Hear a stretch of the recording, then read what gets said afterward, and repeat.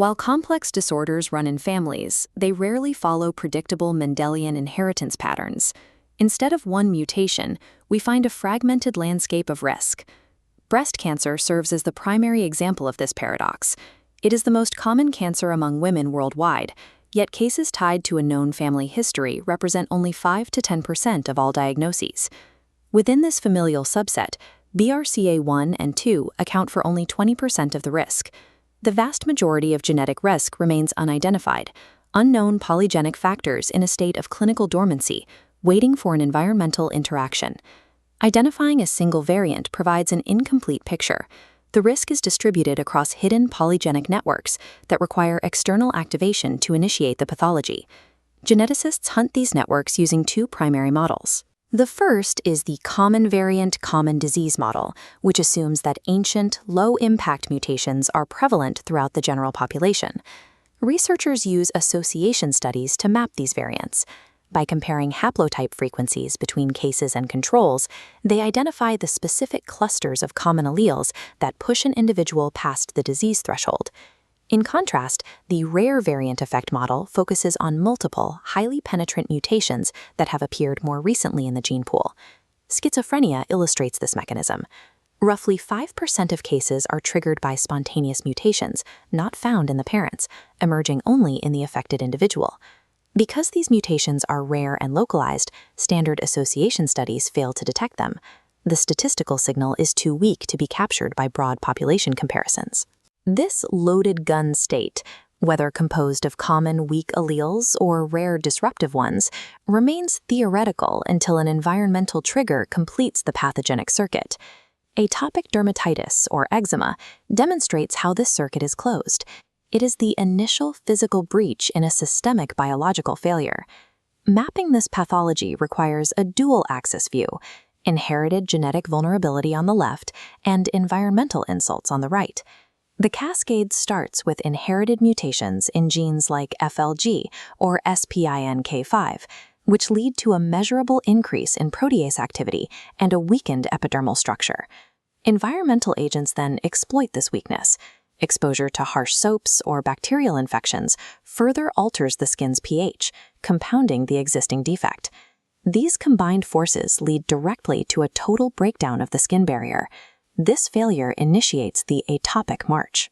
The body shifts to a Th2-dominant immune environment, resulting in systemic sensitization that progresses towards asthma and allergic rhinitis. The final phenotype of asthma is the predictable clinical result of an environmental trigger systematically dismantling a genetically compromised barrier. We see a similar battleground in chronic obstructive pulmonary disease, defined by irreversible lung obstruction and the progressive destruction of tissue. This blueprint details the systems biology behind the pathogenesis, tracking the specific interactions that drive COPD.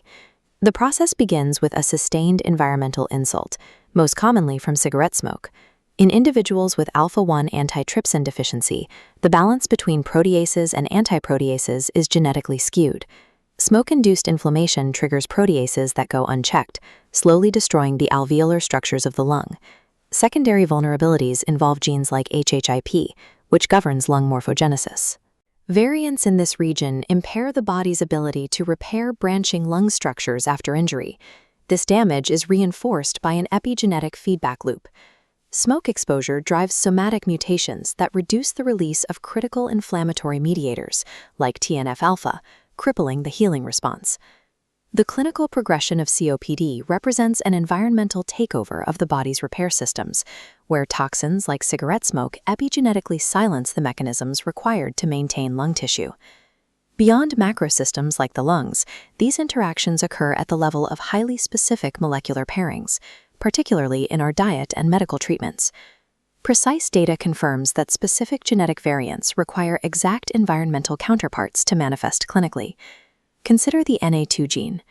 Rapid acetylator SNPs create a higher risk for colorectal cancer, but only when paired with the heterocyclical amines found in cooked meat. In pharmacogenetics, the R16 gly variant in the ADRB2 gene determines how a patient's airway responds to albuterol.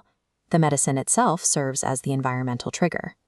Every patient's unique haplotype structure creates a customized response profile to their daily nutrition and medical prescriptions. To treat these cascades, clinical medicine uses strict nomenclature to define the end results of gene-environment interactions. This matrix categorizes phenotypes based on functional and structural changes. A condition involves neither. A disorder introduces functional impairment, like bipolar disorder, without structural changes. A disease requires both functional impairment and structural physical change, like alveolar destruction in COPD. A syndrome acts as a collection of signs and symptoms, pointing towards a specific health-related cause. Treating complex inheritance requires abandoning the search for a single broken gene. We must instead map the entire network of genetic vulnerabilities and identify the specific environmental triggers that set them in motion.